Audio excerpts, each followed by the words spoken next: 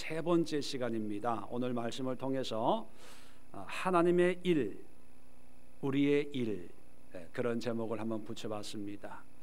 지난주에는 여호와의 종, 세상의 종, 하나님의 종의 모습과 또 세상의 종으로 살아가는 사람들의 모습을 살펴보았다면, 이제 43장에 오면 하나님께서 하나님이 어떤 일을 이루고 있고 또 어떻게 이룰 것인가, 하나님이 하시는 일에 대해서 말씀을 하고 있습니다. 우리가 잘 아는 말씀이 43장 1절부터 7절까지 시작이 되죠. 1절에 보면 야곱아 너를 창조하신 여호와께서 지금 말씀하시느니라, 이스라엘아 너를 지으신 이가 말씀하시느니라, 너는 두려워하지 말라. 내가 너를 구속하였고 내가 너를 지명하여 불렀나니 너는 내 것이다. 내가 물 가운데서 지날 때에 너와 함께 할 것이라. 강을 건널 때에 물이 너를 침몰하지 못할 것이며 내가 불 가운데 지날 때에 타지도 아니할 것이요 불꽃이 너를 사르지도 못하리니 대전하는 여호와 내 하나님이여 이스라엘의 거룩한 이여 내 구원자임이라. 내가 애굽을 너희 속량물로 구스와 스바를 내게 대신하여 주었노라. 내가 내 눈에 보배롭고 존귀하며 내가 너를 사랑하였은즉 내가 내 대신 사람들을 내주며 백성이 내 생명을 대신하리니 두려워하지 말라. 내가 너와 함께하여 내 자손을 동국에서부터 오게 하며 서에서부터 너를 모을 것이며, 쭉 하면서 7절에 내 이름으로 불려지는 모든 자고 내가 내 영광을 위하여 창조한 자를 오게 하라. 그를 내가 지었고 그를 내가 만들었느니라. 숨차네요. 왜냐, 제가 왜 빨리 읽었냐 하면 이 내용 한 번쯤은 다 들어봤죠. 이 내용에 대해서 설교 다 들어봤고요. 이걸 묵상하고 암송하고 주여 믿습니다, 이런 은혜가 나에게 임할 줄로 믿습니다, 그리고 두려워하지 말자, 걱정하지 말자, 그렇게 아마 은혜 받았을 거예요. 근데 여러분 참 이런 얘기하면 또 이렇게 김 빠지는 분들도 있을 수도 있는데, 참 우리가 신앙생활을 하면서 특히 하나님의 말씀을 보면서 우리가 보고 싶은 것만 봐요. 은혜 되는 것만 아멘하고 그것만 빼가지고 요절 삼고 그것만 빼가지고 성경의 책갈피로 만들고 그것만 빼가지고 기도하고 그것만 빼가지고 설교하고 또 그것만 묵상하고. 우리 교인들은 안 그런데 다른 데 있는 분들은 그렇게 신앙생활 하시는 분들이 참 많습니다. 근데 여러분, 성경은요 이야기, 스토리예요. 하나님이 우리에게 말씀하시는 그런 스토리, 영어로는 내러티브라고 그러는데, 스토리는 뭐가 있어요? 기승전결이 있잖아요. 이야기할 때 이야기하는 목적이 있고 전하려고 하는 의도가 분명히 있습니다. 얘들아 밥 먹으라 라고 부르는 이유는 저녁 시간이 되어서 이제 맛있는 반찬을 준비했으니까 애들이 빨리 밥을 먹고 또 방에 가서 공부를 해야 된다 하는 어떤 스토리가 있기 때문에 그 스토리 안에서 밥 먹으라 라고 하는 그 의미를 이해해야 화목한 따뜻한 가정의 모습을 우리가 상상을 할 수 있거든요.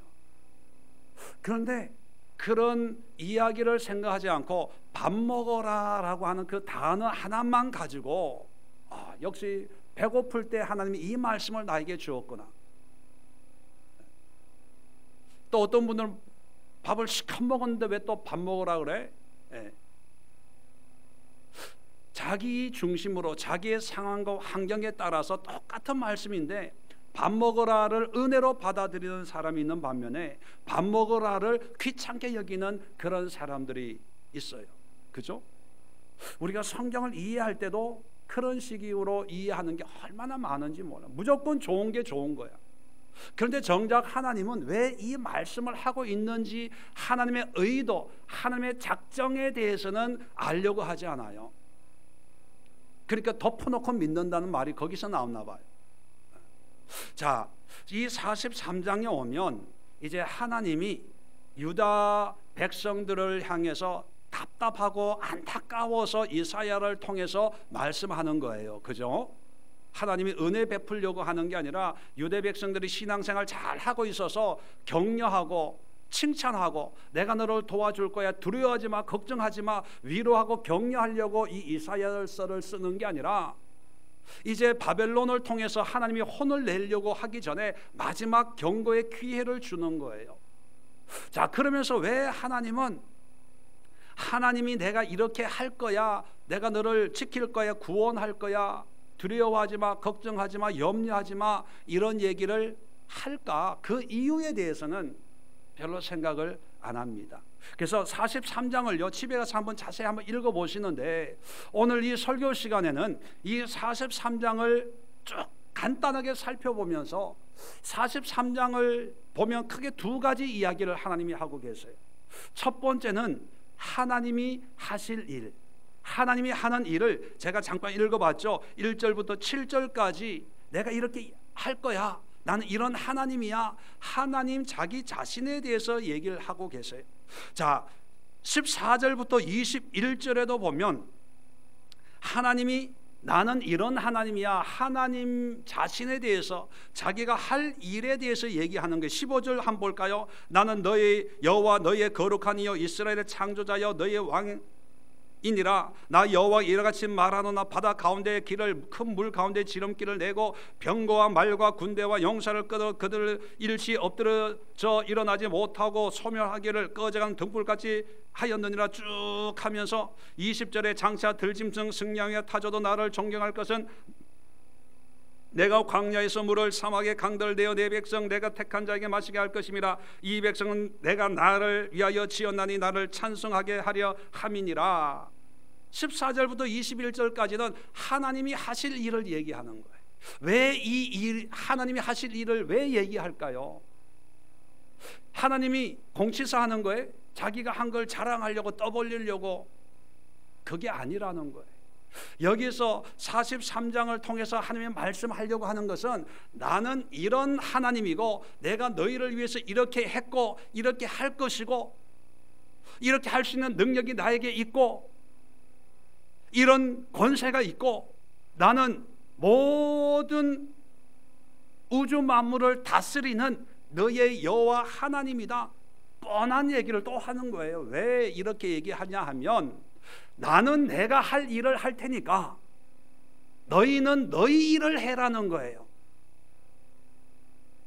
무슨 얘기냐 하면 하나님이 일을 얘기하는 것은 나는 이런 하나님이다 라고 하는 것을 다시 한번 드러내고 자랑하고 나의 존재, 나의 능력, 내가 누구인가를 알려주려고 하는 게 아니라 원래 나는 너희들이 인정하든 안 하든 나는 원래 이렇게 역사를 했고 역사하고 있고 이런 일을 이룰 수 있는 능력과 권세가 다 원래부터 애초부터 나한테 있는 거야.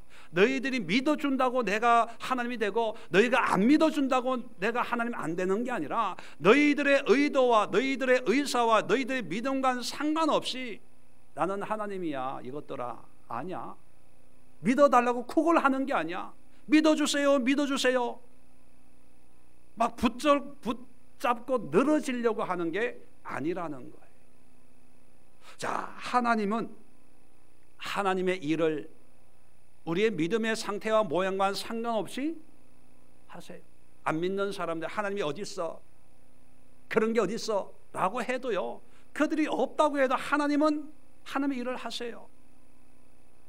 자, 이 43장을 통해서 하나님이 어떤 분이 우리가 소위 말하는 은혜 받는 1절부터 7절까지 두려워하지마 놀라지마 물속에 들어가도 불속에 들어가 내가 너와 함께 함이라 이것을 통해서 은혜 받게 하기 위함이 아니고 우리가 해야 될 일을 말씀하고 있습니다. 그 일이 뭐냐? 8절부터 13절까지 말씀하고 있고 22절부터 28절까지 우리가 해야 될 일을 얘기하고 있는 거예요. 자, 그러면 정리를 하고 본문으로 들어가겠습니다. 43장에는 두 가지가 있다. 첫 번째는 하나님의 일, 두 번째는 우리의 일. 자, 그러면 핵심은 뭐다? 네, 우리가 깊이 있게 살펴보고 깨닫고 도전 받아야 될 것은, 그리고 아멘 해야 될 것은 하나님의 일이 아니라 누구의 일이에요? 우리의 일이에요. 왜요? 따라합시다. 우리가 우리 일 하면 하나님은 하나님 일 하신다. 그런데 기도 열심히 하는 분들 보면요, 자기가 해야 될 일은 안 하고 하나님이 하셔야 될 일을 위해서 열심히 기도해요. 금식하고 매달리고 철회하고, 하나님 내가 물속에 빠졌습니다. 불 속에 갇혔습니다. 하나님 나를 도와주세요. 나를 끌어주세요. 나를 살려주세요. 네, 하나님은 도와주고 살리고 끄집어낼 수 있는 능력이 있어요. 지금까지 그렇게 했고, 애굽에서 이스라엘 민족을 홍해에서 끄집어냈고, 풀무불 같은 그런 환난과 역경과 전쟁에서 끄집어내가지고 가나안 땅으로 인도하신 분입니다. 그것도 한두 명 인도한 것이 아니라 장정만 60만이니까 얼추 200만 정도 되겠죠. 그런 하나님이에요. 그러니까 그런 하나님의 능력에 대해서 구하고 하지 말고, 그런 하나님이 기뻐하시는 삶을 살기 위해서는 하나님의 뜻이 어디에 있는가 그걸 깨닫고 네가 할 일만 하면 하나님은 알아서 하셔. 그러니까 우리의 기도가 어떻게 바뀌어야 되냐 하면, 하나님이 하실 일, 하나님이여 구원해 주세요, 하나님이여 도와주세요, 하나님이여 함께 해주세요, 나의 하나님이 되어주세요, 이런 기도를 하지 말고 내가 하나님의 자녀로서 이렇게 살게 해주세요, 이런 믿음을 주세요, 이렇게 행하게 해주세요, 이런 하루하루의 삶을 살게 해주세요, 그렇게 기도하면 하나님이 알아서 하나님의 일을 해나간다는, 그게 핵심이에요. 그러니까 결론적으로는 유대인들아 정신 차려서 믿음 생활 잘해라, 그건데 우리는 성경을 보면서 그냥 은혜로운 것만 보고 아멘 아멘 할렐루야, 그리고 정작 믿습니다, 이런 하나님을 믿습니다, 그리고 자기가 해야 될 일 안 해. 왜? 믿기 때문에. 도대체 뭘 믿는 거예요? 자, 그럼 우리가 해야 될 일을 세 가지만 오늘 본문에서 찾아보겠습니다. 첫 번째, 하나님이 우리에게 뭘 요구하시냐면, 하나님의 일을 1절부터 7절까지 하시고 7절에 이렇게 얘기합니다. 내 이름으로 불려지는 모든 자 곧 내가 내 영광을 위하여 창조한 자를 오게 하라. 그를 내가 지었고 그를 내가 만들었느니라. 자, 21절 하나님이 하실 일을 마치고 제일 끝에 이렇게 얘기합니다. 이 백성은 내가 나를 위하여 지었나니 나를 찬송하게 하려 함이니라. 자, 하나님이 우리를 만든 목적을 얘기하는 거예요. 목적이 뭡니까? 네, 하나님께 7절에는 영광을 돌리고 21절에는 찬송하는 거예요. 한마디로 얘기하면 하나님께 영광과 찬송을 올려드리는 그런 삶을 살면 돼요. 그것이 우리가 해야 될 일이라는 거예요. 자, 그러면 함께 영광을 돌리고 하나님을 찬양, 여러분 오해하지 마세요. 찬양이라고 해가지고 찬송가에 있는 노래만 많이 한다는 게 아니라 하나님을 높이는 거예요. 인정하는 거예요. 영광이나 찬양이나 같은 의미를 가지고 있습니다. 물론 노래로도 하나님을 찬양하지만 이 상황과 이 시대적인 배경을 놓고 보면 어떤 노래로 하는 그런 찬양의 의미가 아니라 우리의 모든 범사에서 하나님을 높여드리는 거예요. 인정해드리는 거예요. 자, 그렇게 보면 하나님께 영광 올려드린다, 하나님을 높인다라고 하는 그런 삶의 모습을 구체적으로 어떤 삶을 이야기하는 건가, 두 가지를 말씀을 드립니다. 첫 번째, 함께 영광을 돌린다는 것은요, 하나님을 하나님 되게 드러내는 거예요. 하나님을 하나님 되게 드러내는, 이게 뭐냐 하면, 자, 영광은 누구에게 속한 겁니까? 하나님께 속한 거예요. 자, 영광이라고 하는 것은 하나님께 속한 거라는 거죠. 자, 그러면 믿지 않는 사람들이 생각하는 영광의 모습도 있죠. 예를 들면, 쉽게 예를 들면 성공하는 것, 자, 부자가 되는 것, 사람들에게 칭찬과 인정과 굉장한 영광스러운 삶을 사는 사람들도 있어요. 자, 그런데 그런 영광은 영광일까요? 아닐까요? 아니에요. 왜냐? 하나님을 하나님 되게 하는 것이 아니기 때문에. 하나님의 영광이라는 건 뭐냐면 하나님을 하나님 되게 하는 것. 예를 들어서 여러분이 상상하기를 별로 기뻐하지 않겠지만, 예를 들어서 내가 병이 걸렸어요. 건강할 때는 하나님이 어디 있어? 뭐 이러고 열심히 살았는데 병이 걸려가지고 전도를 받아가지고 교회 나와서 신앙생활 하면서 은혜를 받았어요. 자, 그러면 이 질병을 통해서 하나님이 나를 믿음으로 교회로 인도해 주셨구나, 감사합니다 라고 할 때 그 감사의 모양과 삶의 모양이 하나님에게는 뭐가 된다고요? 영광이 되는 거예요. 왜요? 그걸 통해서 하나님을 하나님 되게 인정하고 고백하는 거니까. 이제 이해가 되시겠어요? 그래서 이 영광이라고 하는 것은요, 문자적인 의미가 주는 거기에 빠지면 안 돼요. 우리가 보통 신앙생활 하면서도 하나님께 영광을 돌립니다 라고 할 때는 어떤 그림을 떠올리냐 하면, 연예대상 대상 받았을 때 트로피 하면서 이제 소감을 할 때, 이 모든 영광을요 우리 하나님께 드리고 나를 낳아주신 어머니 아버지, 또 우리 교회 김재원 목사님께 영광을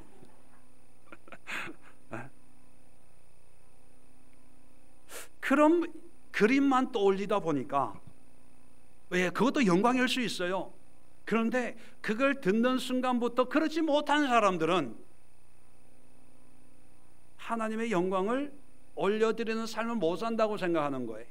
그래서 하나님께 영광을 올려드리려면 내가 열심히 돈 벌어가지고 열심히 해가지고 뭐 상을 타든 뭐 좋은 대학을 가든 남들보다 뛰어난 어떤 모습을 갖춰가지고 다 하나님이 하셨습니다. 그럴 때 그게 영광이라고 생각하는 거예요. 하나님이 원하는 건 그런 영광이 아니라, 영광은 하나님께 속한 거예요. 하나님이 영광이에요. 하나님이. 그래서 우리의 삶과 모습과 상황에 상관없이 내 삶 속에 하나님의 임재와 은혜와 하나님의 손길을 경험했을 때 그 모습을 통해서 하나님 감사해요, 고마워요. 하나님, 나의 모습, 나의 형편은 다 하나님의 인도인 줄로 믿습니다. 고난 때문에 하나님 앞에 더 가까이 가게 되어서 너무 감사해요 라고 할 때 하나님은 그것을 영광이라고 보는 거예요. 그렇게 살도록 우리를 만들었다는 거예요. 그런데 그렇게 살도록 만들었는데 우리는 그렇게 살면 왜 사업이 안 돼, 왜 병이 걸려, 에라 이런 뭐 어쩌고 저쩌고, 오히려 하나님 안 믿고도 성공하는 사람들 보면서 저 사람 무슨 복을 타고 나가지고 나도 절에나 한번 가볼까, 저 사람 다니는 점집에다 가가지고 내년 운수나 올해는 이미 틀렸고 2019년도에나 기약을 해볼까, 뭐 이러고 있다는 거예요. 이게 우리의 모습만이 아니라 유다의 모습이라는 거예요. 네. 두 번째는 뭐냐 하면, 영광은 하나님께 속했는데 하나님이 영광이에요. 자, 영광이신 하나님의 뜻에 철저하게 순종하는 삶이 영광 돌리는 삶이에요. 무슨 얘기냐면, 영광이신 하나님의 뜻에 순종하는 삶이 영광 돌리는 삶이에요.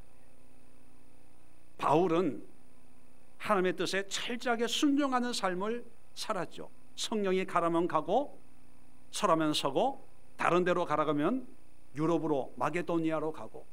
자, 그런데 그 삶을 보면 고린도 후서에 얘기하고 있는 것처럼 매 맞고 동족의 위험과 짐승의 위험과 굶주림과 이루 형용할 수 없는 그런 고통의 삶을 살 때, 만약에 바울의 가족들이 그 아들의 모습, 동생의 남동생의 모습을 봤다면 가족들은 성공했다고 생각할까요? 망했다고 생각할까요? 망했다고 생각해요. 망했다. 왜요? 환경을 보니까. 그들이 생각하는 어떤 그런 성공적인 모습과는 전혀 다른 삶이거든요. 그런데 하나님이 볼 때는 성공적인 삶이에요, 망한 삶이에요? 왜요? 왜요? 뭐 돈이 있어요, 장가를 갔나요? 뭐 교회를 개척해가지고 거기서 뭐 원로 목사로 대접받고 은퇴했나요? 왜 성공적인 삶이라고 생각합니까? 그런 모습 성공적이면 여러분도 그렇게 사세요. 여러분도 그렇게 살아요. 왜 성공입니까? 하나님의 뜻에 순종하는 삶. 예수님도 마찬가지입니다.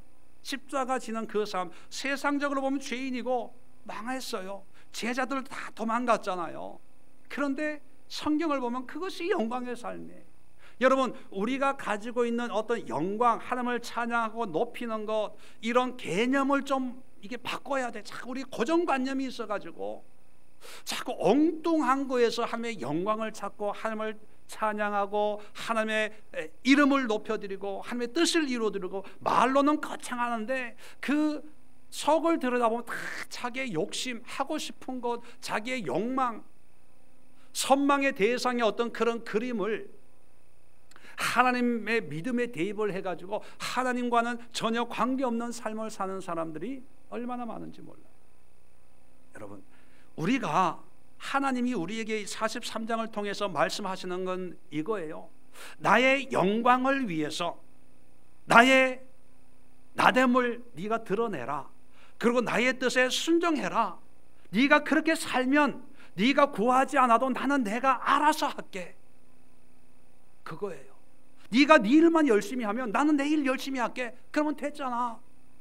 근데 네가 네 일을 안 하니까 내가 답답하다, 답답해. 그거예요. 자, 두 번째, 첫 번째는 하나님을 영화롭게 하고 찬양하는 삶을 우리가 사는 것이고, 자, 10절에 보면요, 두 번째는 나 여호와가 말하노라 너희는 나의 증인 나의 종으로 택함을 입었나니. 자, 나의 증인 나의 종으로 택했대요. 증인으로 택했답니다. 그러면 우리는 어떤 삶을 살아야 돼요? 증인의 삶을 살아야 돼요. 이 증인의 삶을 살 수 있도록, 자, 10절 계속해서 너희가 나를 알고 믿으며 내가 그인 줄 깨닫게 하려 함이라. 나의 전에 지음을 받은 신이 없었느니라. 나 후에도 없느니라. 나 곧 나는 여호와라. 나 외에 구원자가 없느니라. 내가 알려주었으며 이스라엘 민족에게 구원하였으며 보였고 너희 중에 다른 신이 없었나니. 그러므로 너희는 나의 증인이요 나는 하나님이라. 하나님께서 이스라엘 민족에게 여러 가지로 보여주었고 구원을 해주었고 여러 가지 은혜를 베풀어 주었어요. 그죠? 뭐 작게는 출애굽 사건부터 아브라함 이건 말할 것도 없고, 가나안 땅에 와서 전쟁을 해가지고 아무 전쟁 연습을 해본 적도 없는 이 이스라엘 민족이 성을 쌓고 있는 가나안 족속들을 다 쫓아내고 가나안 땅에 하나님의 나라를 세우도록 정말로 엄청난 은혜를 베풀어 주었잖아요. 그 이유가 뭐냐 하면 어떤 삶을 살라고요? 증인의 삶을 살고. 증인이라고 하는 것은 목격자입니다. 목격자. 내가 경험했으니까 경험한 대로 말해주는 거예요. 알려주는 거예요. 뭐가 어려워요? 원집사 오늘 저녁 메뉴가 뭐였어요? 스테이크?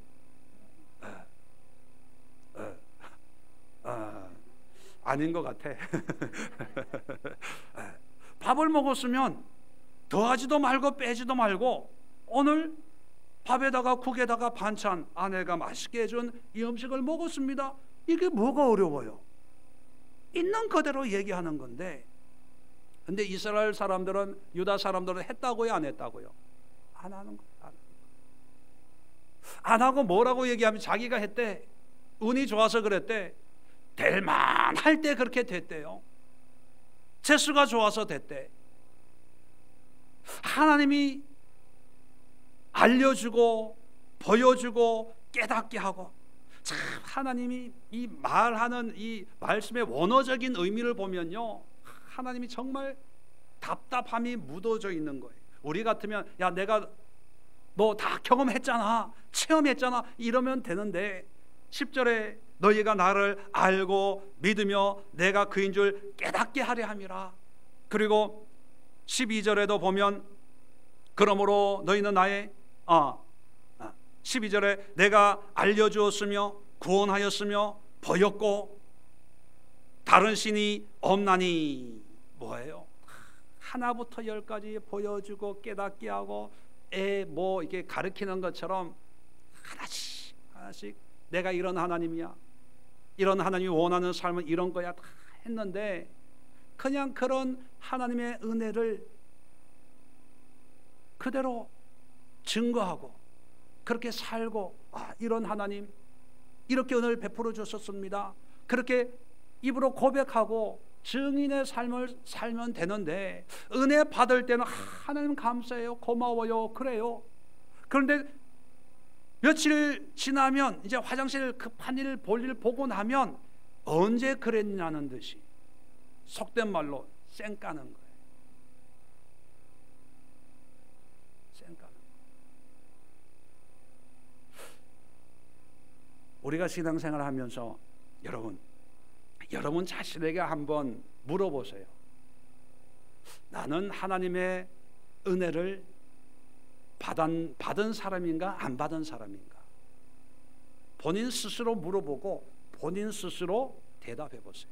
뭐 지금 드러나는 어떤 엄청난 건 없어도 지금까지 예수님 믿으면서 하나님의 은혜입니다, 하나님의 영광입니다, 뭐 이런 거, 어떤 분은 엄청난 그 간증거리 같은 그런 은혜도 있을 수 있고, 어떤 분은 이슬비 내리듯이 이슬비에 뭐 옷 젖는다는 것처럼 특별한 건 없어도 그냥 하나님의 은혜, 이게 은혜구나, 그렇게 살아온 그런 분들이 있을 거예요. 그렇다면 이슬비에 옷 젖는 듯한 그런 은혜를 누리는 사람은 간증거리 이런 거 찾지 말고 그냥 그 삶을 하나님의 은혜입니다 고백하고 시인하고 선포하고 증거하고 알려주는 거예요.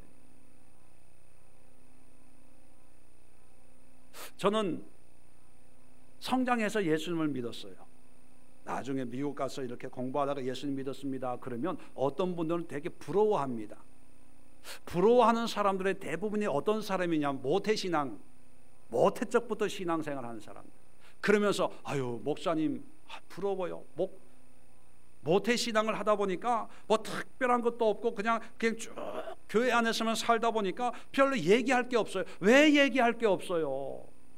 얘기할 게 없다고 생각하는 것은 뭐냐면 엄청난 간증거리를 생각하니까 없는 거예요. 왜 없어요? 그런 은혜가 없으면 신앙생활 잘못하고 있는 거예요. 믿음생활 아닌 거예요. 믿음생활을 그래도 하고 있다면 남들 같은 그런 큰 간증거리 이런 건 아니어도 있잖아요. 왜 없겠어요? 없으면 여기 어떻게 앉아 있겠습니까? 교회면 돈을 줘요, 밥을 줘요. 오히려 돈 내고 오는 곳인데 왜 여기 옵니까? 있으니까 오는 거예요. 있으니까. 그 있는 그것을요 그냥 다른 사람들하고 비교하지 말고 나 죽었다가 살아났어요, 뭐 사경을 헤매다가 암 사기에서 하나님이 고쳐주셔서 뭐 이런 사람들하고 비교하지 말고 그 사람은 그게 은혜니까 그걸 증거하고 목격자로서 그냥 하나님이 이렇게 고쳐주셨습니다 하고, 그렇지 못한 여러분들은 그냥 여러분들이 하루하루 느끼는 그런 하나님의 은혜를 그냥 시인하고 선포하는 거예요. 하나님이 그걸 원하시는 거예요.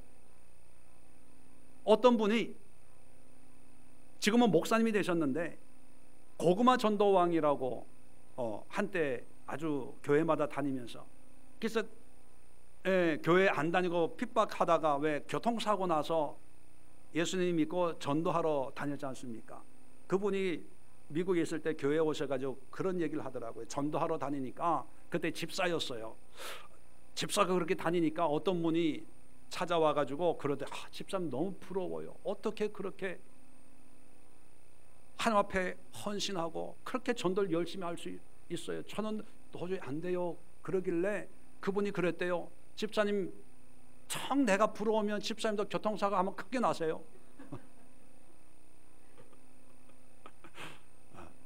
뭐 웃으면서 하는 얘기지만 여러분 부러워할 게 없어요. 부러워하지 말고 내 안에 있는 나에게 주신 그런 은혜의 증인의 삶을 살면 돼요. 다 목회자가 바울처럼 그렇게 증인의 삶을 살아야 됩니까? 저 같은 구석에서 이렇게 조용하게 소리 없이 얌전하게 목회하는 목사님도 있어요.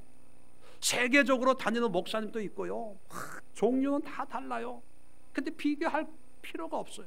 하나님이 주신 은혜나 은사가 다르기 때문에 중요한 것은 작은 걸 해도요, 감사하고 이걸 사람들에게 전하고 나누고 선포하고 시인하고 인정하고 가르치고 하나님이 나에게 주신 그 은혜를 다른 사람들에게 더 입게 하려고 애쓰고 노력할 때, 이것이 하나님이 보실 때 우리가 해야 될 일인 거예요. 일. 증인의 삶만 살면 하나님이 1절부터 7절까지 14절부터 21절까지 말씀하시는 이런 하나님의 역사를 해주세요 해주세요 안 해도 하나님은 알아서 하시는 거예요. 우리의 머리털까지 세심 받으신 하나님이. 이런 걸 가지고 기도하지 말고 우리가 해야 될 걸 가지고 기도해야 되잖아요. 이사야 43장을 읽으면서 하나님만을 찬양하는 그런 삶을 살게 해 주옵소서. 하나님의 증인의 삶을 살게 해 주옵소서. 이렇게 은혜 받고 이렇게 기도한 사람이 몇 명이나 있겠어요? 이런 삶 살지도 않으면서 도전 받았어. 하나님, 물 가운데 지날 때, 불 가운데 지날 때 하나님이 지켜주시고 믿습니다. 그걸로 은혜 받았다고 얘기해요. 하나님이 얼마나 답답할 거예요. 야 임마, 내가 하려고 하는 얘기는 그게 아니야, 그게 아니야. 그럴 거 아니겠어요? 세 번째, 마지막으로 시간이 없어서 22절부터 28절까지 다 안 읽겠습니다. 23절에 보면 내 번제 양을 내게로 가져오지 아니하였고 내 제물로 나를 공경하지 아니하였느니라. 나는 제물로 말미암아 너를 수롭게 아니하였고 유향으로 말미암아 너를 괴롭게 하지 아니하였거늘 너는 나를 위해 돈으로 향품을 사지 아니하며 희생의 기름으로 나를 흡족하게 아니하고 내 죄짐으로 나를 수롭게 하며 내 죄악으로 나를 괴롭게 하였느니라. 뭐예요? 예배에 대해서 얘기하는 거예요. 예배, 제사. 자, 그런데 26절에 이런 말씀이 있습니다. 너는 나에게 기억이 나게 하라. 기억나게, 네가 나를 얼마나 섬겼는지 기억하는 게 있으면 나로 하여금 기억나게 하라. 그렇게 얘기해요. 이렇게 얘기하는 이유는 뭐겠어요? 기억할 거리가 있다는 거예요, 없다는 거예요? 없다는 거예요. 자, 우리가 함께 변론하자, 따져보자는 거예요. 너는 말하여 내가 의로움을 나타내라. 재판 한번 해보자는 거예요. 자, 그런데 여기서 당시 유대인들은 예배를 안 드렸을까요? 절기 안 지켰을까요? 유월절 이런 안식일 안 지켰을까요? 네, 지켰어요. 우리가 살펴봤잖아요. 열심히 지켰는데, 그런데 가져오지 않았고 공경하지 않았고 향품을 사지 않았고 기름으로 흡족하게 하지 않았고 기억나는 게 하나도 없다, 이렇게 얘기하는 거예요. 이게 뭘 의미하는 걸까요? 모양은 있지만 삶의 헌신이 없다는 거예요. 삶의 고백이 없다, 삶의 예배가 없다는 거예요. 자, 이사야 처음 시작할 때 이 이사야서에 흐르는 큰 줄기가 두 가지가 있다고 말씀했습니다. 뭐예요? 공의와 정의. 공의와 정의. 이 공의라고 하는 것은 하나님과 우리와의 관계. 오늘 성경 본문을 보면 예배의 관계죠. 하나님과 우리와의 관계. 그리고 정의라고 하는 것은 26절에 내가 의로움을 나타내 봐라. 이웃과의 관계. 공의와 정의가 하나님 앞에 우리가 보여드려야 될 우리의 일이라는 거예요. 자, 그런데 하나님과의 우리와의 공의의 관계라고 하는 것은 단순히 예배 드리고 절기 지키고 주일 성수하고 봉사하는 그런 의미가 아니라, 그런 걸 통해서 예배가 필요한 이유가 뭐냐면 어떤 그런 짐승의 피를 흘리는 그런 과정을 통해서 내가 더욱 정결해지는 거예요. 왜? 내가 죽어야 되지만 짐승이 피를 흘리고 죽는 걸 통해서 내가 더 낮아지는 거예요. 겸손해지는 거죠. 하나님 앞에 나의 삶을 한번 되돌아보는 거예요. 그래서 고칠 건 고치고 회개할 건 회개하고, 또 이웃과의 관계에서 하나님이 나에게 이런 은혜를 주셨는데 하나님의 뜻대로 이웃을 섬겨야지, 베풀어야지. 공의와 정의가 바로 오늘 내가 의로움을 나타내라 하는 거예요. 자, 그렇다면 하나님이 우리에게 요구하시는 신앙의 모습, 또 우리가 해야 될 일은 뭐예요? 공의와 정의를 행한 의로운 삶이, 의로운 삶. 예배라는 거 하는 것은 의인으로서 주님 앞에 나가서 그 정해져 있는 시간 동안 예배를 하고, 그리고 그 예배를 통해서 우리의 삶 속에 하나님의 의를 드러내는 삶이 우리 그리스도의 삶입니다. 예배 드리는 자체가 아니라 예배가 우리의 삶의 연속성을 가지고 있어야 되는데, 유대인들은 예배만 드리는 거예요. 절기만 지키는 거예요. 그래서 하나님이 너희가 드리는 기름에 내가 배불렀다, 더 이상 가져오지 마라, 지쳤다, 실증 난다, 그렇게 말씀하시기도 하셨지 않습니까? 자, 그래서 우리가 해야 될 일은 뭐예요? 공의와 정의를 행하는 거예요. 예배자가 되는 우리의 삶 속에서. 주일 예배만이 아니라 우리의 모든 삶을 통해서 하나님과의 공의, 이웃과의 정의의 삶을 우리가 살아내는 거예요. 그런데 유대인들은 이웃 간의 정의보다, 하나님과의 관계로서의 공의보다는 형식적인, 안식일이기 때문에 성전에 가고 절기이기 때문에 지키고, 자, 그랬을 때 하나님은 그 모든 행위를 기억하지를 않는다는 것입니다. 우리가 해야 될 예배자의 삶이란, 예배 드리는 시간만 되면 막 뛰고 찬양하고 땀 뻘뻘 흘리면서 오늘 예배 너무 은혜로웠어, 이게 문제예요.